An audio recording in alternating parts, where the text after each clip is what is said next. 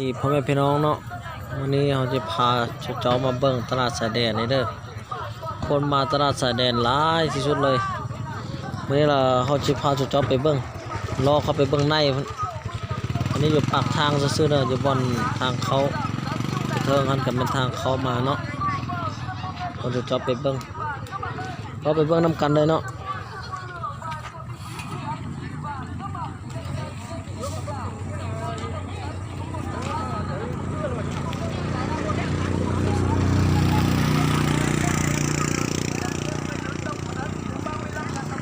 เรานำกันเลยพี่น้อง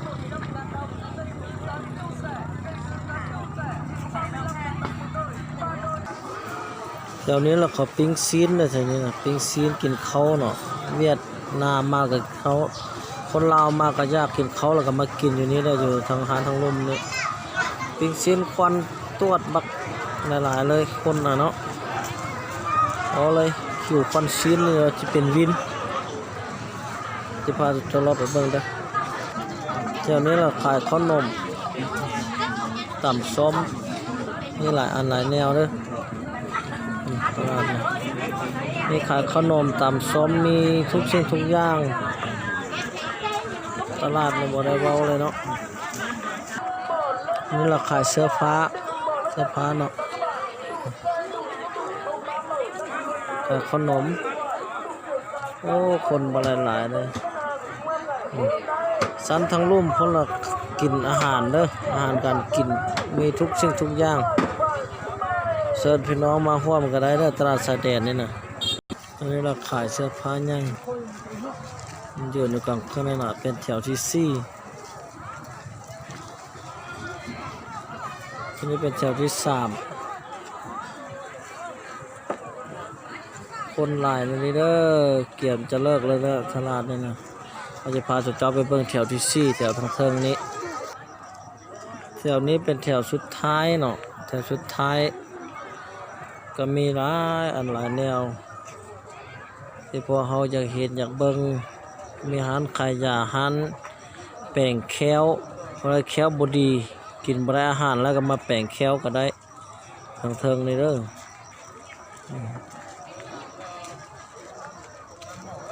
อันนี้ก็ขายยาขายเครื่องมีหลายอันหลายแนวเนาะทั้งขายยาก็มี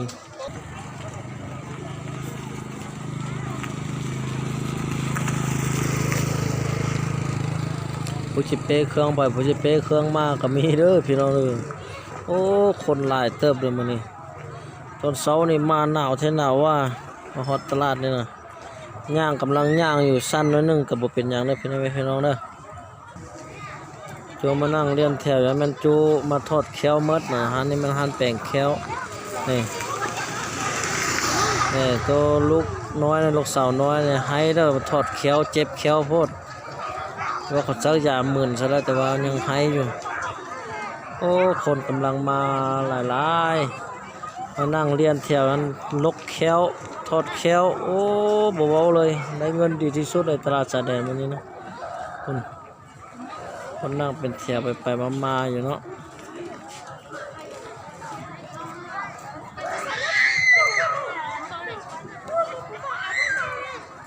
บ่เว้าเลยให้บทมันง่ายเจ็บแขวให้เนาะนั่นแหละก็ยาเด้อผมเป็นพี่น้องเด้อเป็นเจ้าคนน้อยแต่มันอดบ่ได้เนาะอันนี้ร้านขายเกิบขายเสื้อผ้าขายซาดขายอย่างก็ขายเมดเนาะมีเครื่องของมงเครื่องของลาวมีเครื่องของเวียดนามตลาดนี้มีหลายสิ่งหลายอย่างผมเป็นพี่น้องก็งามหูงามตาอยู่ภูผาแถวนี้มันก็โอ้บ่เว้าเลยเป็นห้วยเป็นห้อมแถวสันภูนี่ก็งามขนาดเลยส่วนพ่อแม่พี่น้องมาเบิ่ง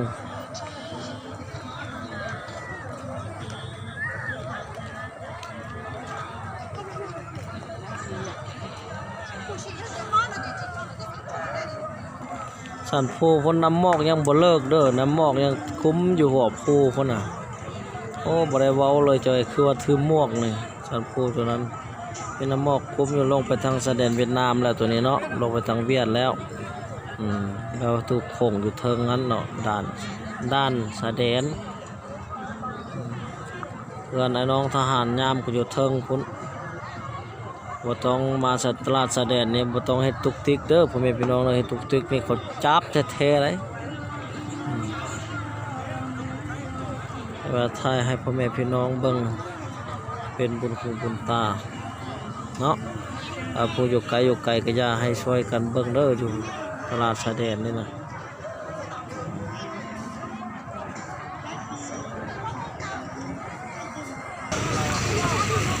อันนี้ก็เป็นแถวทางเข้ามาทางเข้าแถวที่2คนหลายสุดเลยพี่น้องวันนี้นะมีแถวนี้เป็นแถวของน้องเราสูงเฮาขายทั้งทูบทั้งเฮือง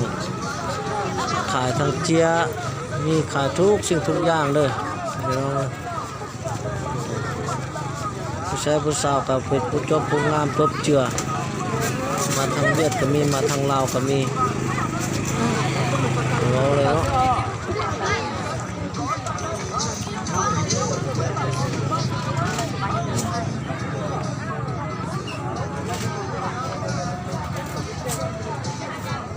คนหลายคนบุคคลจะจิไปทางใดเลยพ่อแม่พี่น้องไปทางใดก็ต่ำไทยโคตรเบาเลย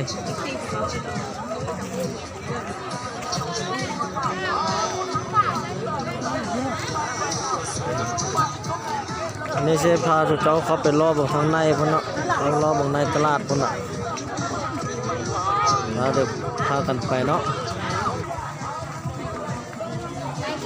อันนี้สั้นทางในจำพวกเปลี่ยนเงินลาวก็มีเปลี่ยนเงินเวียดก็มีเนาะต้องขายเจีย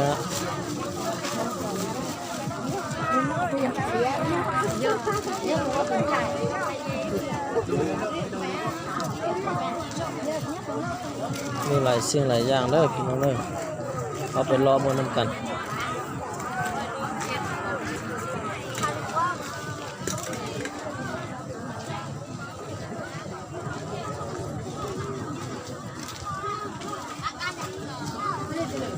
มีแกมพัก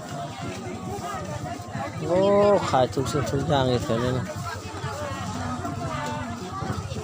พ่อแม่พี่น้องมาลิ้นมาเยี่ยมมายำกันก็ได้เด้อตลาดเฮาตลาดของประเทศลาวเฮามันเป็นอันนี้แหละมันบ่ทันเจริญปานใดเด้อว่ามีเล็กๆน้อยๆขายทุกสิ่งทุกอย่างเนาะ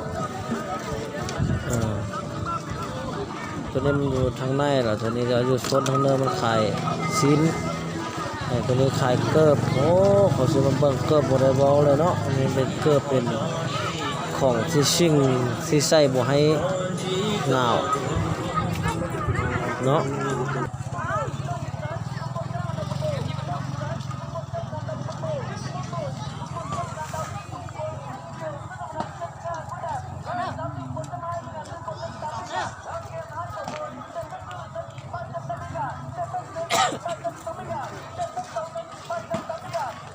แถวนี้เกือบเป็นแถวสุดท้ายละจะออกไปทางนี้เบิ้งคุณเครื่องสีไม้ลายมือของประมงเฮาเนาะเป็นกระเป๊ะเป็นเครื่องนุ่ง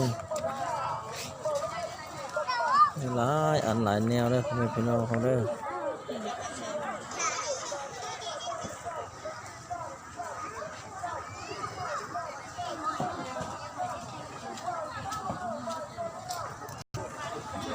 อันนี้มันห้ามขายยาพื้นเมืองพื้นเด้อยาพื้นเมืองยาปัวมันยังก็มีแต่ว่าไปถามบ้าง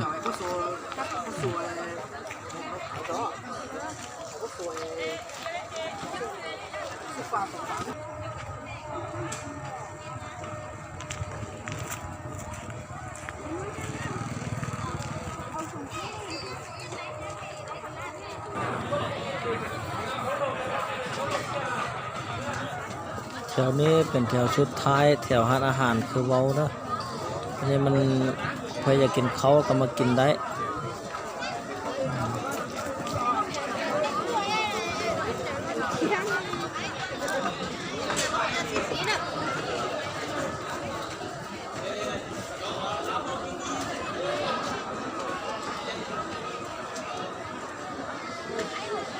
รอบเมืองนำกันเนาะพี่น้องเนาะ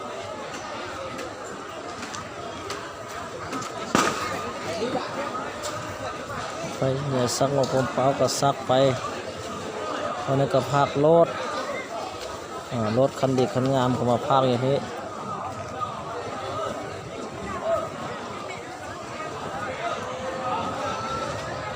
ปิ้งซีนชิ้นเป็ดชิ้นไก่ชิ้นวัวชิ้นควายมีครบชุดพี่น้องก็แซ่บอยู่เลยมาผมเดี๋ยวมากินน้ำกันลองดูเนาะ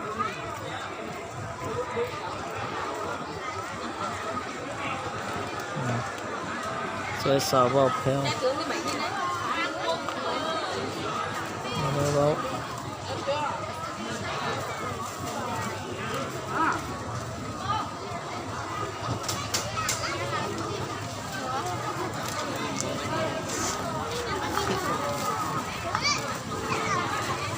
จะเมาควันซีนเนาะพี่น้องโอ้บ่ได้เบาเลยวันนี้มาตลาดเนี่ยนะพี่น้องเลยแถวผู้อยู่เทิงตลาดนี่ก็งามขนาดเลยเนาะงามเหมาะสมกับรอตลาดเขาสร้างมาปุ๊บเป้าเลยคุณป้าโทเสียงดังปังเลยผมเลยพี่น้องเลยคนเข้าคนออกก็ได้บอกเลยเนาะ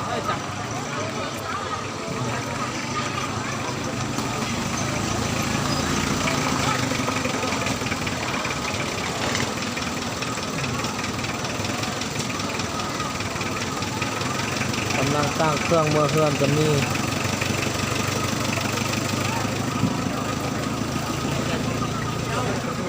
เจ้า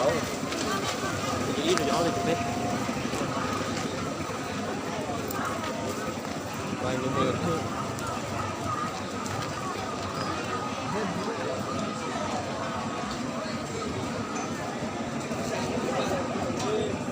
จูมาก็กำลังมาจูไปกำลังไปจูเมื่อกำลังเมื่อแบกเครื่องแบกของบริเราเลยเนาะพี่น้องเนาะตอนนี้มาอยู่ในตลาดเนี่ยอยู่กลางตลาดนี่เลยตอนนี้นะ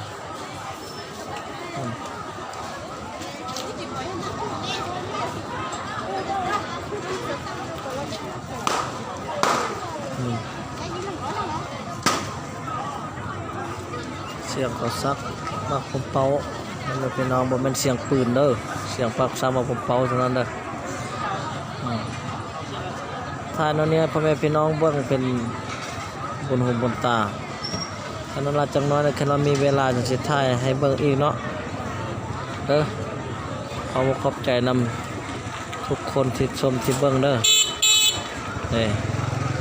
รถบีบแกได้โอ้เบาๆเลยจี้คนไปมาหลายคนมันขับกระทึกลึกน้องพ่อแม่พี่น้อง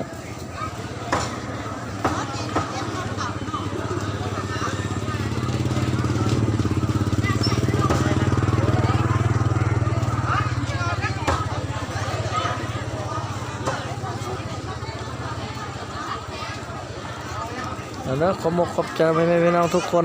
เลยจบซ้ำนี้ล่ะเมื่อน่าจะจิถ่ายให้เบิ่งอีกเนาะเอาการซ้ำนี้เด้อโชคดีทุกคนเด้อโชคดีทุกคนพบกันซ้ำนี้ล่ะฉันจะจิถ่ายให้เบิ่งอีกเด้อเอาโชคดี